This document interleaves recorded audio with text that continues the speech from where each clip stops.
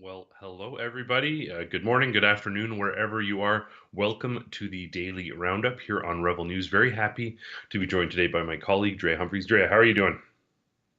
Good. I'm just noticing my hair is like extra big today. I'm like, It's it fun. has a mind of its own. And today it's people always say when they meet me in person, they're like, "Oh, you look taller in like on the video." And I'm like, "No, it's just the hair." Yeah, But I'm I good. get Me and the my hair are good. your hair looks awesome. I get the opposite. People see me in person, they're like, "You're much larger than I expected." So Really? like, Oh, yeah, that's yeah, interesting. it's the opposite effect. I think they can zoom in varying degrees, so we look the same sizes, and then in real life, Yeah. the camera lies disappear. So yeah, today is our last live stream of the week. Very fortunate to have you here. Very much looking forward to this. It was a busy week in Alberta. It was a busy week right across this country. We're going to talk about all of that. Before we get to that, I do want to go through some of the nuts and bolts of the day. If you're watching this, you're likely tuning in on Rumble, Odyssey, YouTube, Getter, any of those platforms. We're grateful to have you here, grateful that you are joining us. But I do want to encourage you, consider switching over to one of the platforms like Rumble rather than YouTube that doesn't control what people say or censor media.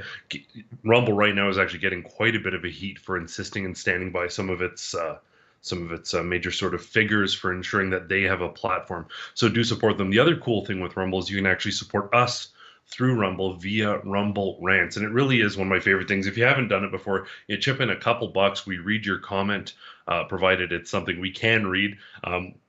Which usually on Rumble is fine. We read your comments, then we actually have a chance to engage with it. Unlike the mainstream media, who they just respond to government authorities and they give their feedback. We actually talk to the people that we represent, and that is you guys, the viewers. And finally, you can support us by joining on locals.com. You'll get access to all of the content that goes out on social media, but also some exclusive stuff. That's another way that you can support us. With that said, let's talk about some of the events this week, particularly the 1 million March for Children event. Drea, you covered a couple of these events. Tell us where you were and how did it go? That's right. I started off with the earliest one in our area so that I could tackle two. It started at 9 a.m. I guess they wanted to get the kids right out of school and do that. And that was in Coquitlam. So it's about 45 minutes out of Vancouver. And it surprisingly had a big turn. In the past, when there was a Mhm. small protest against a drag queen story time, hundreds of LGBTQ activists outnumbered those protesters. It was completely reversed this time around. Right now, you're seeing on the screen that people started coming down in the hundreds down, and they walked right past the much smaller group of LGBTQ activists who had taken over their space at City Hall. It was quite interesting because they really paid no attention to them and just kept walking straight by, because, of course, they had already heard that the plans, the calls from the woke union to intimidate and take up space. So it was a very peaceful march altogether. There was lots of kids around. They just went around to the back of the city hall, and yeah, it was really interesting to cover and see the difference and contrast between the last time there was a protest similar in the same city to now. Mhm. Um, yeah, that's the people there coming there too. And then I made my way over to Surrey. Alex tackled Vancouver. Surrey, I believe, was our largest protest in Oh, BC, and BC had a good chunk of the 92 cities that participated. They had 27 cities take wow. part in this, and Surrey was the largest. There were a lot of Muslims, there were a lot of Sikhs, but there were also a lot of people of all faiths. I met quite a few people who said they were LGBTQ members. Mhm. They started, this is them at Bear Creek Park assembling. Much of King George Highway, or a big chunk of it, was sort of shut down as the march continued and made its way to Minister of Education Rajnath Singh's office, where again there were a much smaller number of counter protesters waiting from them, in particular from the BC Teachers Federation union members from there, and also from the Surrey teachers association. That was mostly who was waiting for them at the Minister of Education's. And I just want to add one last thing on that. Like, we all know sort of the labels, the way that people were vilified, parents, families, concerned citizens, for participating in this march. But the Surrey Teachers Association, they took it to even a more extreme level. They just flat out said to their union members, they just said, and I think it's in the article there, but if not, they just said, a bunch of hate groups are protesting across the country. Like, that's how they summarize it. They said hate groups. And then they said, like, we want all basically teachers, our members, to dress themselves in pride clothes as they're teaching, to stand in solidarity. So I had teachers send me that information because, of course, they're feeling pressured. Now I can't even just teach. If someone's marching outside of the class, now I have to be a part of this. So quite ridiculous. Well, you really touched on something important there. Like, we've talked for a long time about sort of depoliticization of the classrooms, and we're not talking about like the '90s, like politically correct movement where they were like, oh, everyone can be a little bit more sensitive. That wasn't, I mean, that was the roots of this, but it wasn't intentionally pushing a perspective. It was a general sort of talk about being tolerant and sensitive to these issues. What we're having happen now is an extremely aggressive, agendaed, and ideological push within the schools across the board. And it seems unanimous. And unions that should be focusing on quality of education, class size, pay for teachers, perhaps equity for teachers who identify as part of this community and experience something adverse. Sure, that all makes sense, but they're becoming absolutely active on issues that have nothing to do with their purview. And I think it was Marty up north said this is like the death of unions. Like, they're not doing their jobs anymore. They're just wading into contentious territory. The other thing that's really sort of vexing here is and you heard this, I heard this. The sentiment is simple. These parents are saying, we want the LGBTQ people with us. This isn't anti-them or anti-this. They're saying a public school shouldn't be teaching pro-Islamic, pro-Catholic, pro-LGBTQ. Right. Like, these are isms. And I mean, I prescribe to one of these isms, so I'm not against them. But they're saying the school should be focusing on mathematics, history, whatever it may be. If the school is private and it's about Catholicism, or it's publicly funded Catholic education people decide to send their kids to, that's a different story. Parents have made their choices, but they're miscategorizing what's happening whatsoever. And sorry, go ahead. You had something to weigh in there. No, I was just going to think maybe the answer is we need like a social justice warrior private school. You want your kids to be, in these divisive box and constantly saying you're the oppressor, you're not the oppressor, and whatever. Have your social justice warrior schools. We'll have keep the public schools the same. The Bible was ripped out of the school library, so why is that, cartoon porn or whatever you want to call it okay? So exactly. We're going to talk about that. The author of some of that content saying it isn't appropriate for these schools, as everybody knows. But the thing is, these folks have adopted perspectives like the amount of people who are chanting. I don't know if you heard this, like, you don't own your kids. Well, in a sense you do. Maybe not ownership, and that's a very sort of negative word, but like the state does it, and that's really what they think. They aren't making reasonable perspectives about, like, oh, well, we have to have balance. There has to be safeguards. I did have the opportunity to speak with some people at previous protests. Unfortunately for this one, we weren't really able to, given some of the circumstances. We didn't exactly have security, and there was some concerns about altercations. So we remained on the other side of the street. We have spoken to people who are like, no, there needs to be controls. There can't be inappropriate content. There are folks from the other side, but it generally very much seems like a sort of group think, like, monolithic mindset where, no, if you're saying parents are the primary educators of their children, we're against that. That's wrong. That's the most basic thing. Another question I had for you, though, there, and it's something a few people brought up to me. It wasn't that egregious. I'll be the first one to call out and criticize Calgary police. I've seen most of the brutality that's happened at their hands recently, so I've experienced that firsthand. But what was the sort of policing like? Did you see anything questionable? Were they just kind of maintaining the peace? What did you experience in that sense? Yeah, it was interesting. Between the two cities, there was quite a different approach from the police. In Coquitlam, they were sort of standoffish. They didn't really seemed like they were going too close to the protest. And again, it was largely a peaceful protest. Then Surrey, they separated them. The teachers union people were literally behind a fence. Someone said it's almost like they're caged animals in a zoo that like they're looking at. And then there was this face off, but it almost, in my opinion, it almost seemed like the police sort of added to the tensions.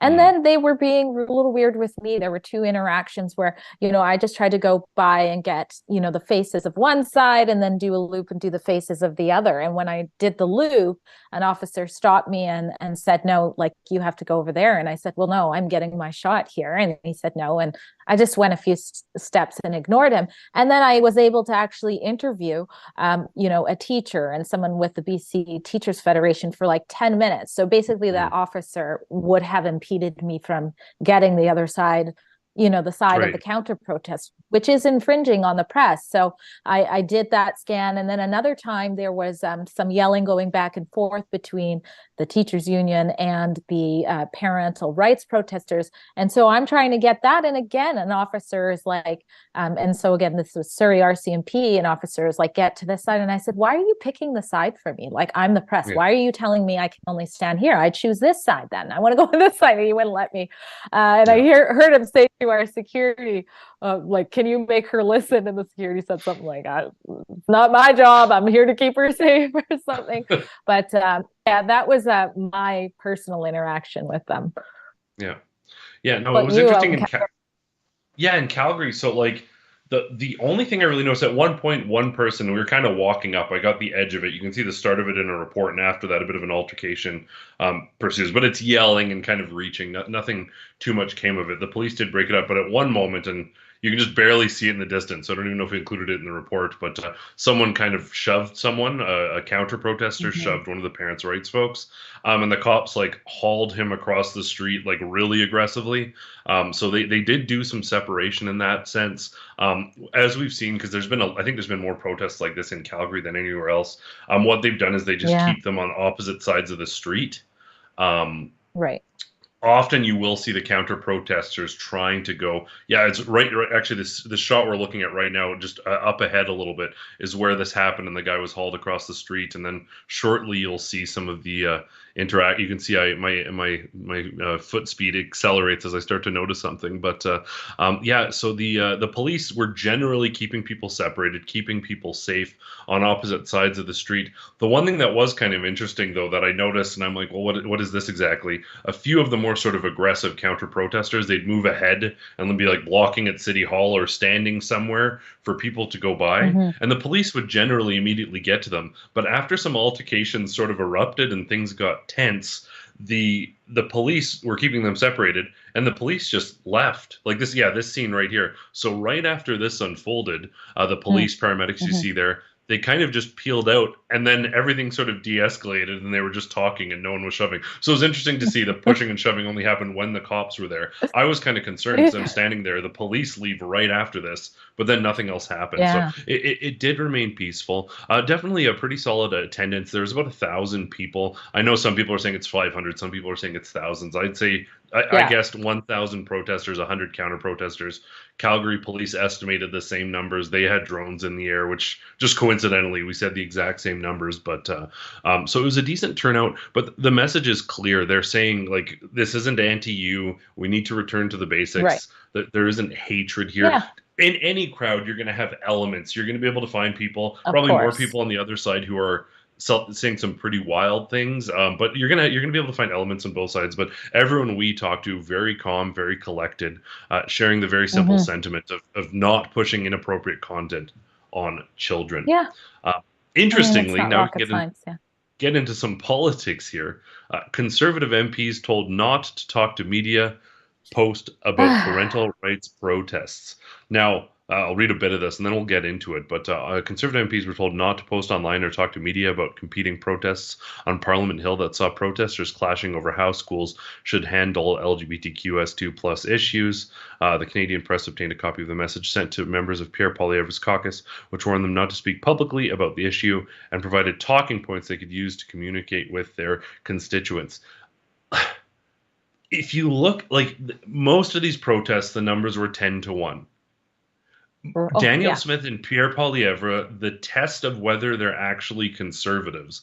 And this isn't contentious because if you're a progressive LGBTQ parent and you want to push that on your kid, your right as a parent, as primary educator, is preserved by this. Exactly. The Right. only thing being stated here is that people shouldn't push their personal convictions on other people's kids. That is something that everyone should absolutely agree to, period, right across the board. And It's not, it's and so sensible. Go ahead. Yeah. no, I just wanted to add one thing. And a main concern is that they shouldn't be encouraging kids to keep secrets from their parents. That's a really big one with all of these Yes. parents. So, Yeah. yeah. Well, when you do training to sort of catch folks who might be trying to get involved in ministry or youth programming, when you do that screening process, the things you learn to look for are establishing of secrets. It creates like a sort of Hmm. special club, not that they'd establish clubs in schools that keep secrets away from your parents. Yeah. That is the start. Right. And this is not contentious because it's the very definition of grooming behavior. That's literally the first step you watch for. So you look for Yeah. people who have a pattern of spending lots of time with kids and then establishing secrets with kids that they don't share with their parents. So Hmm. that's not a contentious perspective. But what I was getting to was that this issue for Pierre Poilievre and Danielle Smith, I think, is going to be like the litmus test. You Yeah. don't have to come off as hatred. In fact, it shouldn't come off as hatred to say that parents are the primary educators of their children. There are already rules in effect. If some deadbeat abuses their child because they Exactly. identify as something, if they're physically abusive or emotionally abusive, there's already metrics in place. Now, nobody wants to put a kid through group homes or social services or whatever it may be, but there are systems in place Right. for abuse if that's taking place. Teachers have a Exactly. responsibility to report it. So those things are already in place. Politicians can stand firm on this and say, listen, you are the Hmm. person who establishes the values as long as they're not criminal and you're not hurting your children or whatever. Exactly. Yeah, I think it's Yeah. universally It's agreeable. they have it easy out. You're right. We have the laws. We have the laws for neglect and things like that. And one of the things teachers used to be taught to look out for, and as a sign, or anybody who works with kids, as a sign that a child might have been in trouble, like sexually groomed or sexually assaulted, is the fact that the child knows too much about sex. And Yeah. now it's like, well, are they just reading a book in the library or something weird going on at home? So we've sort of diffused these healthy boundaries. But you're absolutely right. It's very reminiscent of the Conservative Party shutting their mouth during the egregious discriminatory vaccine mandates. We're hearing the exact same rhetoric being said about these parents. They're far Yeah. right extremists, they're hateful, they're bigots, they're fascists. It's literally the exact same smearing campaign that we heard about Yeah. the unvaccinated. Even though it's a predominantly Muslim led initiative, they're still being told they're being controlled by white nationalists. So it's literally textbook the same. And we saw how many of conservatives' own people were so annoyed that they took so long and they waited till the trucker convoy to be able to speak and represent their constituents. And so this really reminds me of that again. Now, I love a good meme. I shared a couple quick memes. They're very quick.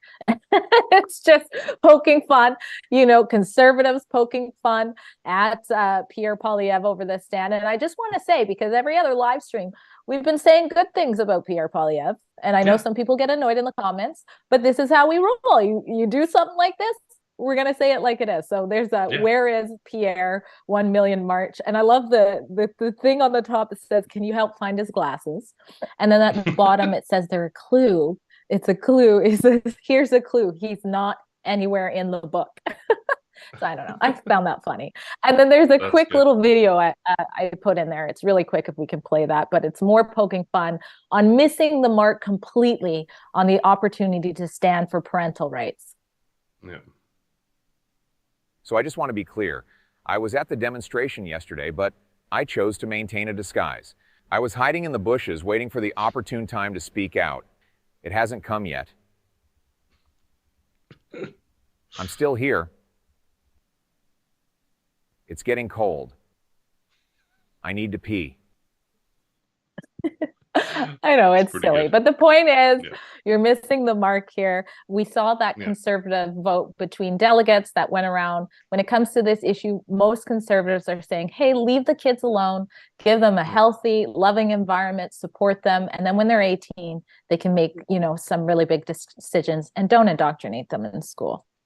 Well, and this is the thing is like the people advocating for this, they're advocating for a one-track push into this. They're not saying let's implement safeguards for children who are experiencing abuse. Let's give access to like support sort of networks, whether it be professional counseling or whatever it is, that's objective and not pushing people down one route. They're not saying let's implement new reporting mechanisms for teachers to make it easier if they're concerned about this. All those things would be steps that ensure that these kids are being protected as best as possible. This is about pushing an agenda categorically. That's all that this is about. Now it continues here in Alberta with Notley demanding that Smith remove from caucus an MLA who spoke at a protest. So it's interesting that we already saw from Red Deer a school board representative effectively ejected for some comments. An MLA ejected a school board trustee, all seemingly around Red Deer. But during the election, someone said, if there is some of this radical ideology being pushed in schools, even if we have really good grades, like confusing children is, and they use the term poop and brownies. Now, all the media took this to mean they're saying the kids are that. They were saying that anyways, they were ejected. They still won, but they were ejected from the UCP.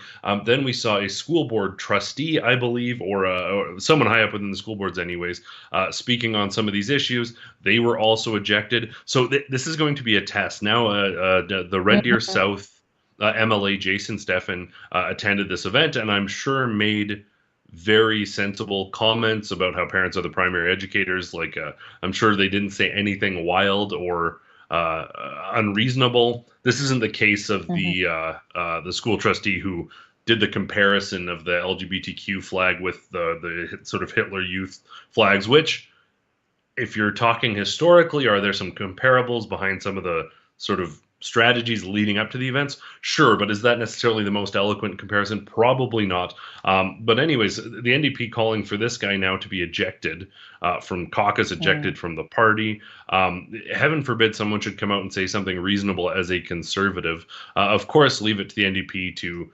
fearmonger and mischaracterize what's happening here again. But hopefully, I think this is a good test for Smith. If she's like, no, my MLAs represent their constituents and they can come, nothing he said I disagree with. So I'm hoping there's some sort of statement, but we shall see what comes of this. What do you make of this pressure to remove MLAs one by one? Of course, Christopher Wells is here, a sensible and balanced voice on all issues. But what do you make of this effort to eject any politicians and brand anyone involved as hateful? Well, I mean, I'm not surprised. Again, I think it's very similar to what we saw during COVID-19 mandates, and it worked so effectively. It did pressure people to do what the state wanted them to do at mass, and it did build this false narrative. So I think they're almost addicted to this rhetoric. It's worked. Council culture has been so effective, but I think we're finally starting to see a shift where they've used certain words like hate and racism and bigotry and fascism. They've used it so many times that it's lost its meaning, it's lost its purpose. Everybody knows a family member who's unvaccinated. Everybody knows a family member who thinks that drag queen story times are inappropriate for kids. So it's like, I think the general public is a little exhausted with this. And so they can keep pushing and pushing, but eventually it's just going to, I think it's getting to the point where it's not going to mean a whole lot. I don't know how long it's going to take to get there, but that's sort of my take on what's happening. Well, and that's just exactly it. It's like it disparages actual instances when you're calling when you're using this extreme language for everything.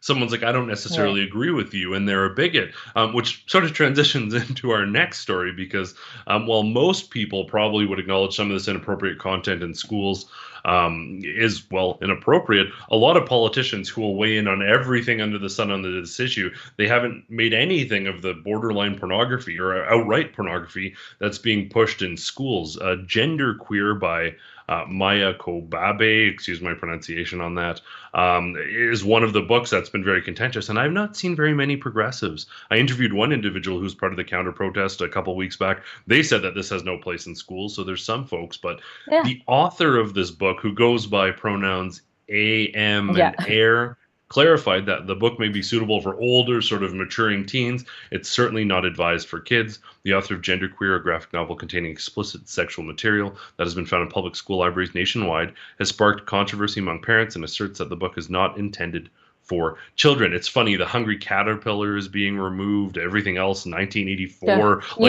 everything from innocent children's books. Diary. Yeah, Anne Frank's diary.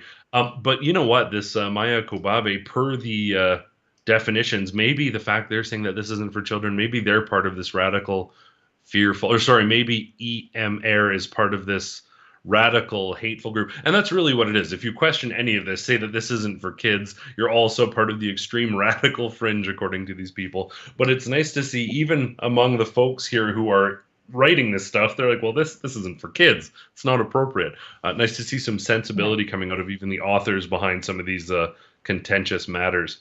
What do you think? Right. Yeah. No, I think it's so good that we published that article because people do need to know. And that certainly is one of the most egregious books that parents are taking issue. And it hasn't just been given to high schools. In some occasions, it has been in middle school libraries as well. And the author's like, oh, wait a second here. This is for older teens. But even that is, something to argue about. I don't want to get into the details, but there's a gross interaction between siblings there that is just completely inappropriate, no matter what age you are, and things like that. But also, one thing I do want to touch on, because a lot of parents, a lot of people think this is pornography, and I can agree with that. But from a legal standpoint, I did do an interview with a criminal defense lawyer who has defended, people accused of some heinous crimes, including sexual assault of minors and molestation. And, she clarified that what's happening here is these learning resources are approved, and that's really the real issue here. So once these things are approved to be in the schools, you can't call them pornography, because pornography has an intent behind it, and the intent is supposed to be not for educational purposes.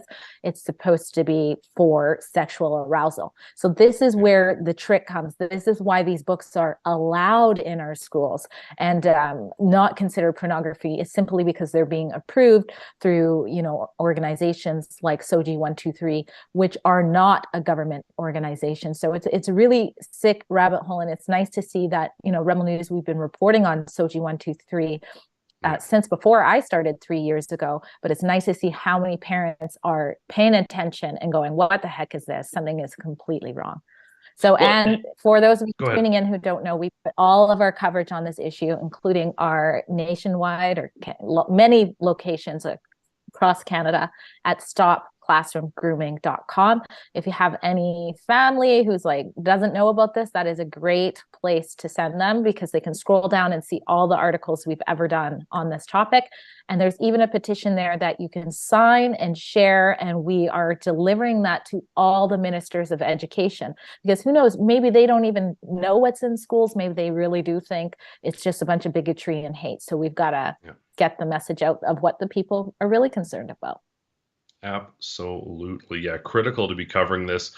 And listen, for folks who are on the other side of this conversation, things have been going a certain way for a long time. Things have been trending progressive. That's undeniable. But I mean, if you look at this objectively, you have to realize that it's gone too far. And what you don't want to do is continue to make this movement. And you look at groups like Gays Against Groomers that are trying to counteract this. You don't want to make the entire movement that was about freedom, that was about all these other things. The amount of people who are from the sort of old guard LGBTQ community are like, this isn't our movement.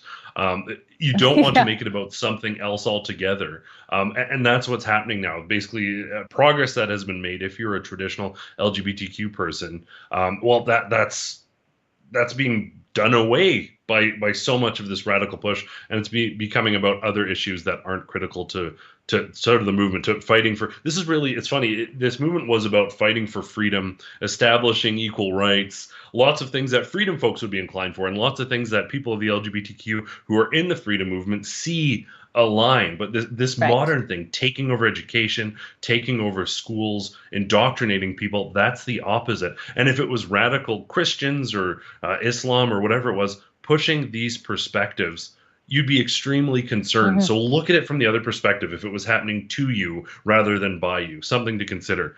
We're due for a quick ad break. I've got a couple really interesting events, though, that I want to tell you about before we roll into that ad break. And these are incredible events, very fortunate. One of them coming to Calgary, another one that's going to be in Edmonton as well as Calgary. Don't miss the conservative event of the year on November 16th. The Wilberforce Project will host Ben Shapiro in Calgary.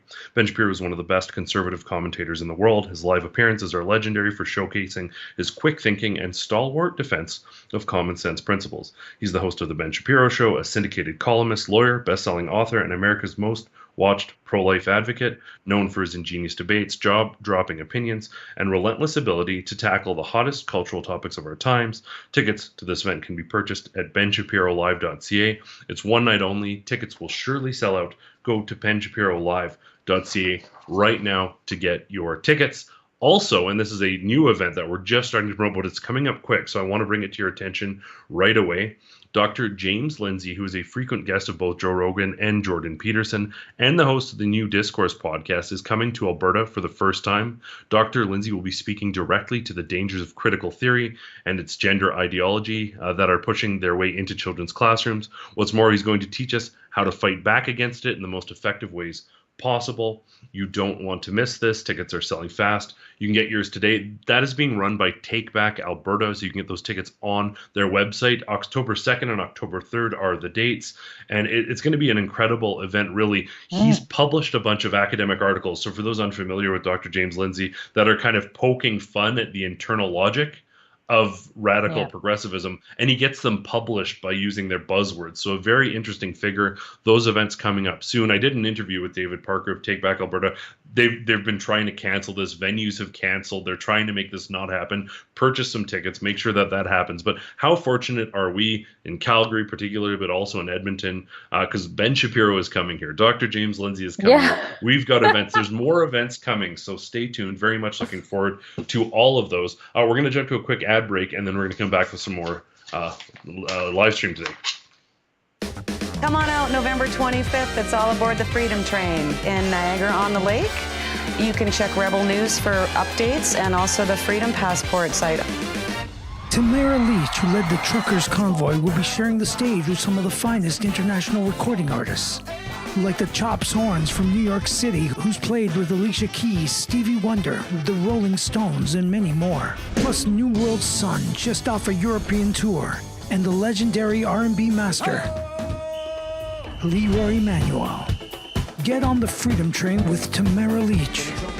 Saturday, November 25th at Niagara-on-the-Lake Central Community Center, 680 York Road. Get your tickets today at freedompassport.ca. The Freedom Train is coming. Know your rights. Know your freedoms. Hey, Ben Shapiro here. This November, the Wilberforce Project is bringing me to Canada. If you want to fight the woke machine destroying families, join me in Calgary for my talk, hosted by the Wilberforce Project. Go to benshapirolive.ca for info and tickets.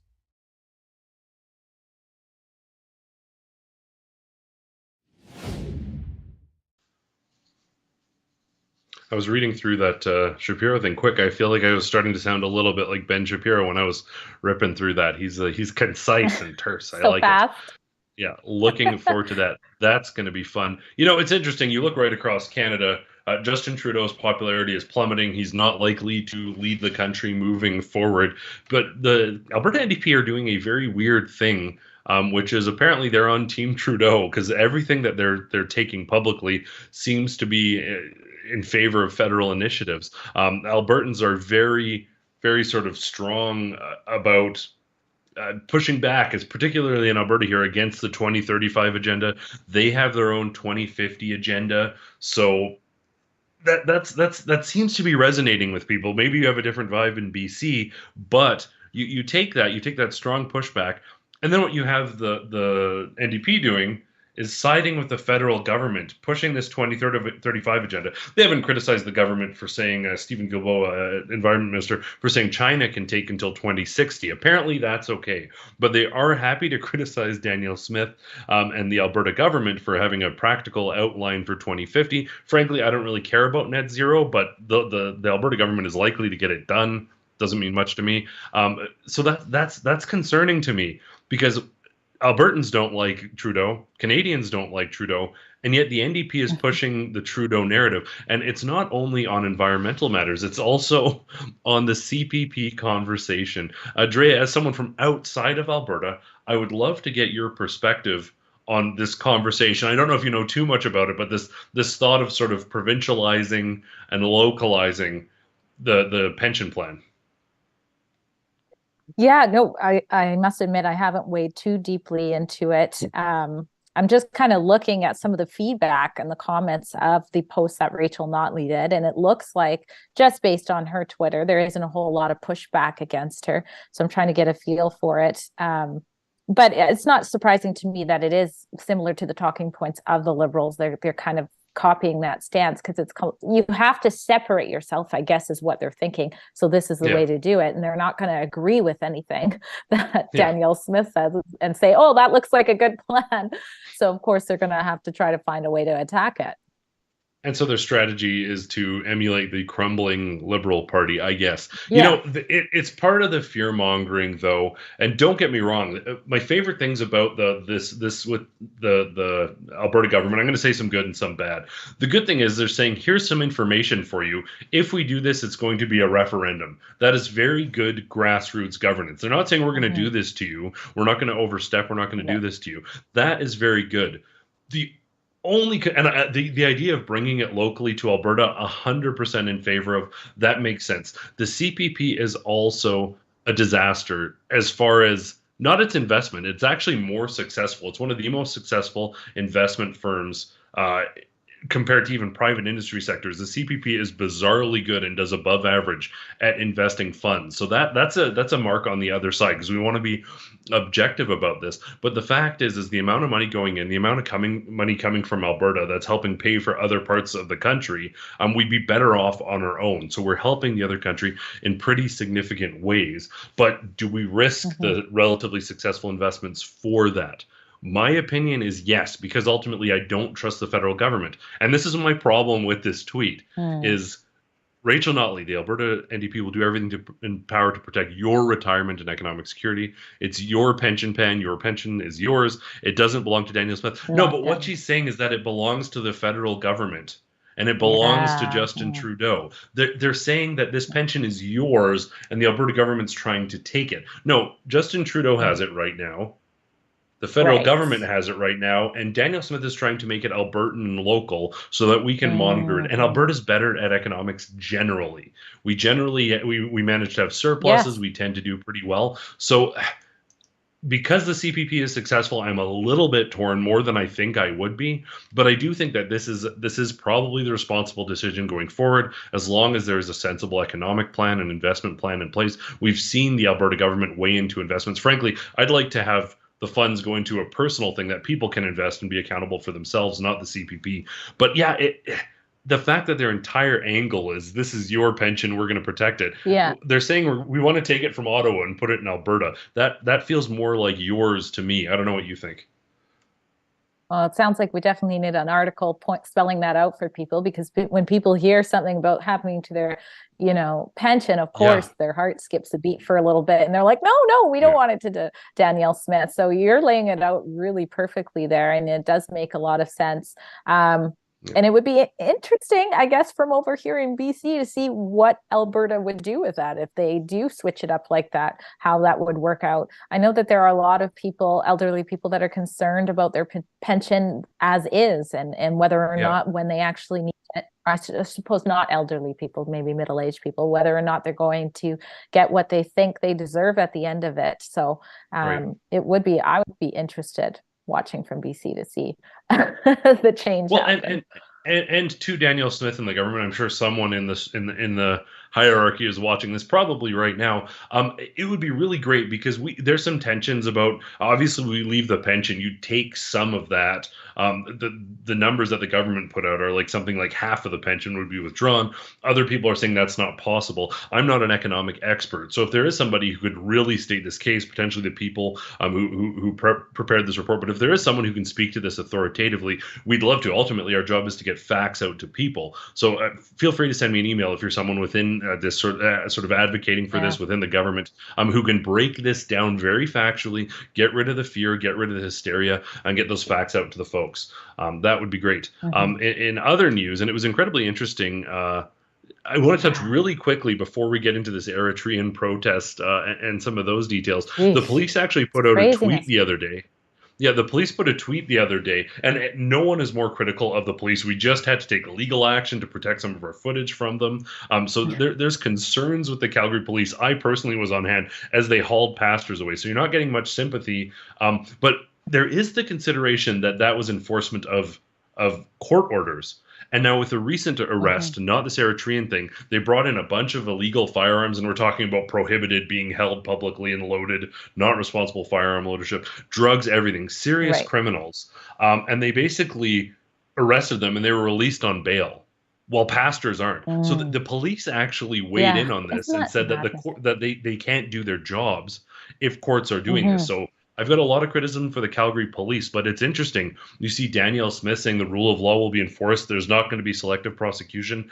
Things are going to change. And then the police actually tweeting publicly, basically, it's almost a condemnation of the courts for letting these people go. An interesting shift. Now, we talked about the Eritrean protest, 150 people engaged in a melee. I saw the destruction firsthand, businesses, windows broken, people scared to speak out. It was brutal, like the amount of businesses that experienced damage and were screaming. Well, I went into that shop actually that the people were filming in, and spoke to them, and they couldn't believe what was happening, but they didn't want to say anything on camera for fear that there would be reprisal. So they are now, there was 150 people involved in this. There is a lot of footage, and I can assure you there's security footage of the area so they could get people's faces. So the police have released photos of 16 persons of interest that they are seeking. Now, I hope that this is the start, not the end, because if they basically just arrest 16 people and lay charges, no, 150 people intentionally came out and led to a melee. So 16 charges will not suffice. Everyone needs to be held accountable for this. Especially, we saw the crackdown on peaceful protests taking place, not just in Calgary, but obviously right across this country. Journalists are being charged with assault right now, and cops basically ran them over. So they cannot have soft gloves on this. If they volley some, I'm hoping to do an update on this, but if they issue some soft charges to 16 people when 150 people got together seeking to cause disruption and have a melee, that's unacceptable. But hopefully, I'm always hopeful, maybe too hopeful, the police will do the right thing. Maybe they've already identified 20 other people, 30 other people, and they're trying to lock down these last 16 people. I know they have a task force designated to this, and they said that a lot of charges are coming. But to the Calgary Police Service, we're definitely going to be covering this story as it unfolds. And you better believe that there has to be firm enforcement of the laws, because we can't have Calgary turning into this place where melees erupt on a regular basis. Well, it must have been a struggle for Global News to have to show their faces. I shouldn't say that, but anyways, but yeah, no, we need to see a lot more than 16, but at least there's 16, because who knows, they could have even been softer on that. But I'm sure as you follow it, there will be more to come, because like you're saying, the businesses must be absolutely pissed about this. And that's quite scary. I mean, if you let this go by without being properly handled, there will be more. You have to handle this tough. And thankfully, you guys have a new sheriff in town with Danielle Smith, who's saying enough is enough of this. You see I'm thinking of Pastor Derek, getting hauled off and arrested and things like that right away. So, and then later again, when they're peacefully praying and things like that. So this is nuts. And that's very scary, very frightening. We've seen what's happened in the States with some of these more violent sort of riot style issues and things like that. And so we don't want it in Canada. No, certainly not. We're going to jump to one more quick ad break here, and then we're going to cruise through the rest of the stories, make sure we get everyone out of here on time today. Justin Trudeau's new censorship law, Bill C-18. It's a shakedown and a desperate attempt to keep the mainstream media afloat. Many have already lost their ability to access our Facebook and Instagram pages. The blackout will soon affect every user in Canada. We've partnered with Private Internet Access, a VPN provider dedicated to safeguarding digital privacy. For just $2 a month, you can maintain your access to our content across all your devices at piavpn.com/rebelnews.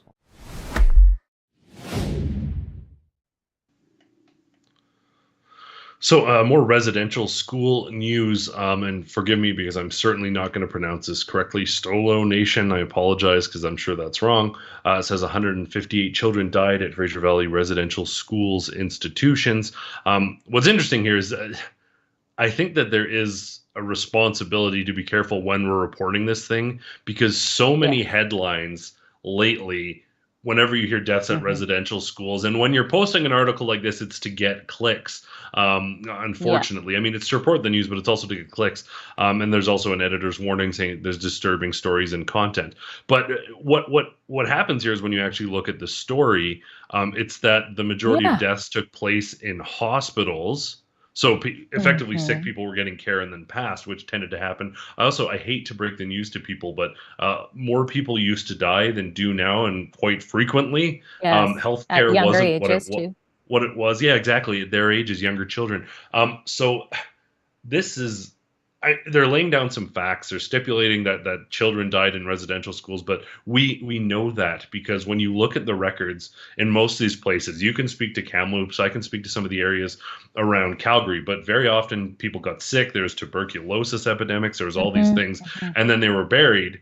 And sometimes those burial sites were lost. Those aren't the mass graves that they're talking about. Those are like lost cemeteries that they uncover historically. But the way that this is being pushed as though it's another discovery, but it's basically an affirmation of known historical facts.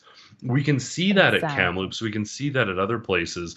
But I don't know what your thoughts are on this. The sentiment, like we know people died. They're kind of presenting this as though it's a new discovery, which I guess it's historical research. But what do you think? Right. And I mean, it is newsworthy, but I think you're right about how it's sort of being pitched with that big, like, oh, this is very disturbing and things like that. But it's very much like when they talked about unmarked graves, that wasn't even a new discovery of sorts. There was already, like they said, oral testimonies, rumors. When you look at the Truth and Reconciliation report that had come out years earlier, you saw that they talked about it. I forget the archaeologist's name, but he had written a report called "Where Are the Children Buried?" where he said, I think maybe in Kamloops there might be a graveyard kind of thing. And so now that we see that a lot of these oral testimonies, linked to the unmarked graves are not sort of panning out, you have an article like this coming out and saying, look, 158 people died. Statistically, it is proven that most people, especially online, they're getting their information online. They're not reading full articles. So a lot of people, without having it really spelled out for them, think, oh, there's proof of the murdered kids.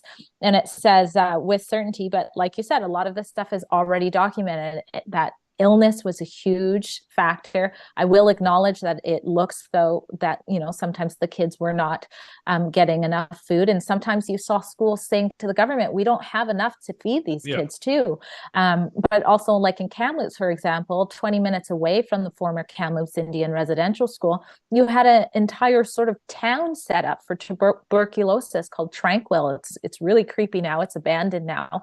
But to the point that so many people were getting sick during the time that school was in operation, that they had to have like underground tunnels at that location. The houses had underground tunnels because if people just died from being sick, they would go under. And that was not just for, Indian children, or it was for everybody. So it's like, we have to remember the time, like you said, that people died earlier. And of course it is sad. These kids were taken from their parents and then died in a school away from their family. That's horrible.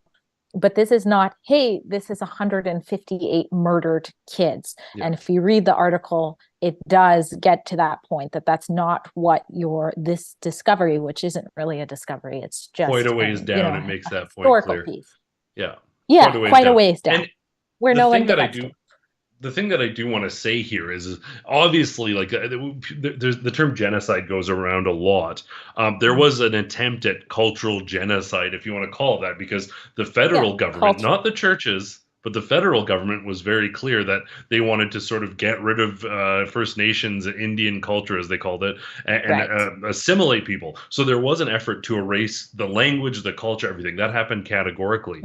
The thing that is more concerning, though, and you touched on it there, the federal government at several times did decide that, and I'm going to use their horrific language, the Indian experiment had failed. And at that point, they decided, well, we're just going to not provide them with resources anymore, and they'll go away. This was a federal sort of mentality, is that now that they're dependent on us, we'll just not feed them and they'll go away. So they were trying to see this happen. And very often in those cases, and this is a story we don't hear about, the religious institutions were actually pooling their own resources and working within the community to try and get clothes, food, blankets, all of this stuff. So that's a story we often, the federal government is very good at pointing the fingers and touting propaganda. We've seen churches burned and vandalized. It's interesting, no one's concerned about the government. And this residential school system was in place as recently as our current prime minister, probably not for long prime minister, but current prime minister's dad. He oversaw this. So this is extremely troubling. And it's not ancient history, but we need to remember that it's the government that did this. And the most atrocious things that have happened to First Nations communities, including things today, they're at the hands of the federal government, nobody else. So that is worth keeping in mind. In other news, and this is interesting because Stephen Guilbeault came out in support of Doug Ford, so you know something's gone wrong. But Premier Doug Ford apologizes for breaking Green Belt promise. I broke that promise, and for that I am very sorry. We could play a quick clip of that if it's available. I made a promise to you that I wouldn't touch the Green Belt. I broke that promise. And for that, I am very, very sorry. I pride myself on keeping our promises. It was a mistake to open the Greenbelt. It was a mistake to establish a process that moved too fast. This process, it left too much room for some people to benefit over others. It caused people to question our motives. As a first step to earn back your trust, I'll be reversing the changes we made and won't make any changes to the Greenbelt in the future. Because even if you do something for the right reasons, with the best of intentions, it can still be wrong. So, one, as Paul Mitchell tweeted and pointed out, hey, Dougie, where's your apology for locking down Ontario, bringing in mandates, discriminating against people, and requiring vaccine passports? But this contrite apology, you know what? I'm of two minds on this. If there are protected areas that have been established as protected areas for the sake of protecting them, messing with that when that's kind of what the people want, maybe not the best idea. I think that's why this is being reversed. Conversely, there is a housing crisis. People are homeless. People can't afford homes. The intention with this was take a little bit of space here so we can make affordable housing, and they added a ton of space on the other side, more space for expansion. So this, I feel like this is political grandstanding. And I feel like this is an attack more than anything. And if they would have stuck with their guns and said, sorry, but people need places to live. We've got people in the streets. People can't do anything. I think the mistake here was caving. Perhaps there was better solutions. Perhaps the mistake was going down this route rather than coming up with something better in the first place. But once you've gone down this route, you've expanded, added to the Greenbelt, extended it. It's bigger than it was before. And people are going to get houses. Yeah, I think that is critical. People arriving in this country. I actually spoke to someone. This was in Calgary, not on Ontario, but when we were coming back from the protest, I had a Somalian Uber driver, and he said he's going back to Somalia because of Justin Trudeau and because of a lack of housing, a lack of affordability. People go back to the Ukraine because they can't stand to be here. They can't afford it. They're addressing an emergency here. Yeah, they're addressing an emergency here. by extending an environmental area so that more affordable housing can go in. But these progressives, they want these skyscraper cities that are very tight and compact, everyone living in little condos, nobody having kids running around in the backyard. They want to keep these cities trapped and growing vertically. That's not what most people want. That's not affordable. A little condo downtown costs as much as a house out in the suburbs. And they absolutely loathe that. Plus, if you look at a city sky, you can do all the science you want, but if you look at a city horizon, downtown is all gray and all the suburbs are green. I don't need science to tell me which one is better and more natural. So unfortunate to see them backtracking on this, but that's what it is with political pressures. Go ahead. I was just going to say, I don't know if we have the clip of when he first announced why they were doing it. It was like he acted like a conservative for the first time in years for a moment. And he was like, do you know how many people are coming to Ontario? Can you not hear me? Yeah, no, I'm saying oops. He acted acted like a conservative. Yeah, sorry, I thought.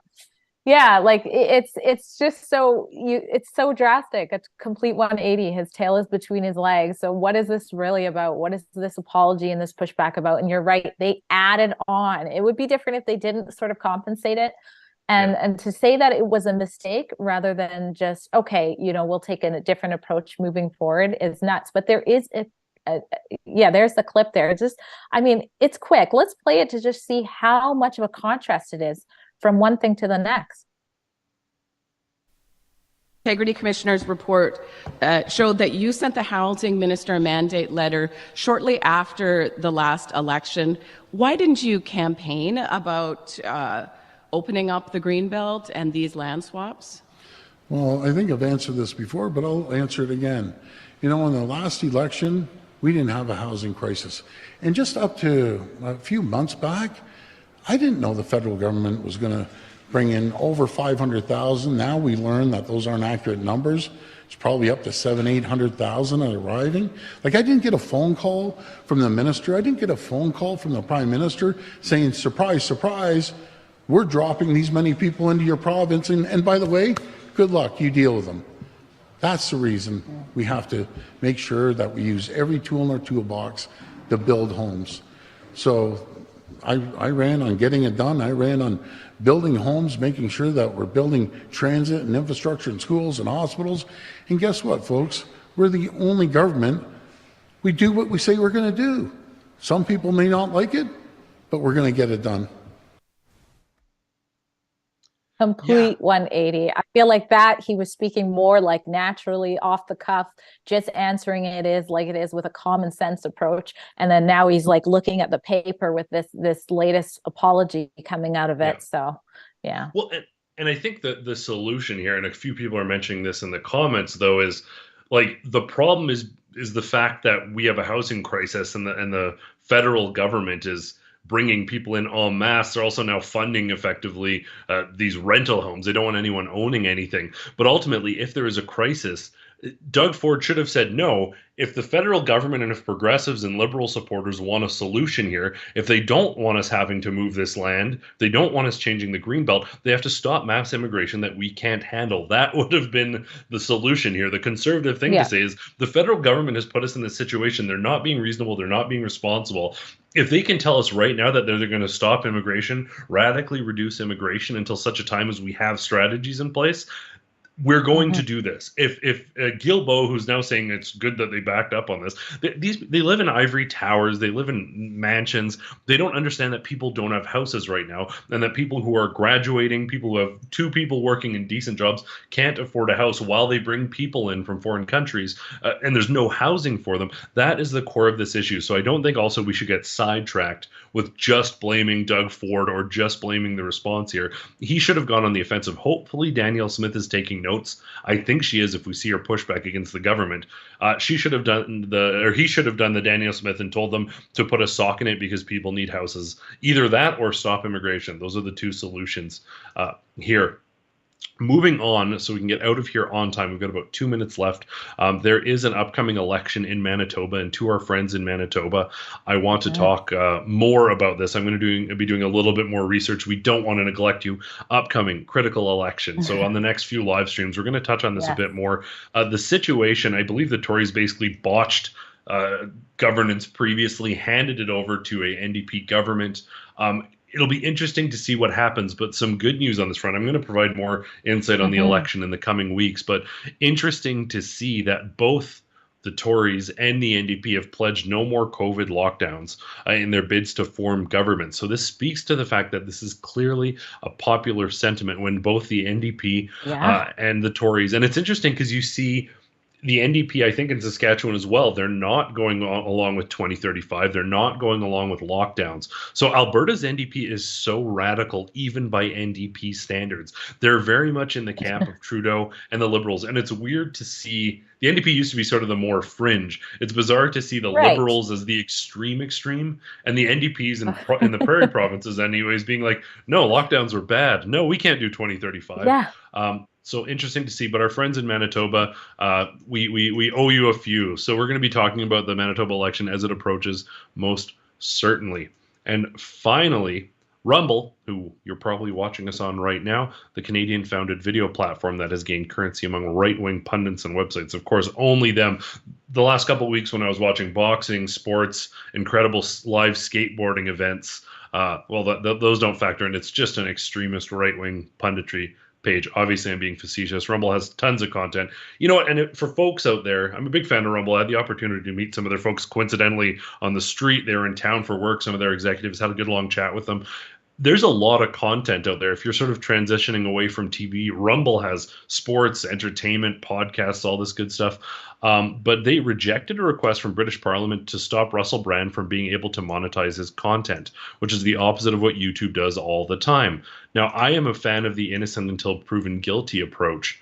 And I am happy to see that Rumble is not caving to a government and defunding, and that they're actually standing by their advocacy for free speech and their actions as a free speech platform. If you watch Rumble for any amount of time, there'll be commercials that are about referees telling YouTube viewers what they can and can't do. And it's pretty entertaining, but good to see them sort of standing up to a government, taking a stand. So support Rumble, great platform. And the Russell Brand conversation altogether, it's so fresh. We've seen attempts at cancellation of people who speak out and question, as Russell Brand calls it, the matrix media. I don't think there's enough information out there for me to say one way or another what's happening here, but it's good to see until that information comes out, Rumble isn't caving and canceling somebody. Yeah, we don't know. We'll have to wait to see what happens in the whole trial, but it's supposed to be innocent till proven guilty. And we live in a time where people get accused of many things that they are not doing. So it's scary to see how fast you can get dropped from all the other platforms, YouTube, of course, on the bandwagon. So imagine if he didn't do it and then that all happens. So innocent till proven guilty. Yeah, exactly. A couple Rumble rants here. $5 from Wonder Woman Wells. Rebel, check out what is happening in the small town of Ponoka, an hour out of Edmonton. A landlord served a local business with a letter advising to take down the pride flag, and the town is blowing up. Interesting. We will certainly look into that. We also got $5 from Snowy Roof. You may not remember, but CPP is totally work and employer funded, and none has been by the federal government. Oh, of course, nothing is funded by the federal government. The federal government is funded by us, and so thanks for pointing that out, because that is a key except for affirmative care. Yeah. However, Trudeau Sr. borrowed millions from CPP and never returned it. I'd have to look at the facts there because I don't know that story. But I said I don't trust the federal government with my money. I don't necessarily trust the provincial government. I don't trust any government with my money. But this is certainly concerning. And another reason, who knows? Like Trudeau might say we're including all Ukrainians in our retirement plan. Everyone gets pension. Who knows what this guy is going to do? Or we're going to take the funds and invest them into solar energy so we can become a Star Trek culture. I don't know what Trudeau's going to do. He's unpredictable. And I know that a local federal government that can be held accountable more easily and held accountable by local people, well, that's better. So yeah, interesting conversations. Really great to have those chats there. Really appreciate it. I know, Dre, you've got reports and interviews coming up right away, so we will wrap it up on that. Dre, I want to thank you so much for joining me today. Everyone in the studio who makes this show possible, thank you so very much for what you do. But ultimately, and most importantly, thanks to everyone, whether it's coming up to us in the street or watching our reports, or as we are today, watching our daily roundup. We really appreciate it. We couldn't do it without you. You keep the lights on. So thank you so much. And as always, for Rebel News, I'm Adam Sose. Where is my brother whose face is pouring blood right now? Last I saw him, you guys threw him in the paddy wagon. Where's my brother? Do your job. Where's my brother? We're concerned for his safety, as we were all along. Where is my brother? Is he arrested for getting punched? I don't get it. What happened? Where is my brother? Can you answer Wait a minute. Answer the question. He's being respectful. Away from Answer the question. Where is my brother? The responsibility of the Toronto Police Department. Are you supposed to arrest him? Can you find out, We need to please? find out right now. Fuck all! Did you arrest the victim for his own safety? Fuck all when he got assaulted. Why charge one of the 3 previous assaults on the combat veteran earlier in the day? What's the charge, Josh? How come you didn't help that veteran when he was assaulted multiple times by these radical activists? Good afternoon, officer. How come you arrested the man that was hit and bleeding from the face? And the man that was assaulted 3 times, at least, on video earlier in the day? You guys are totally laughing as a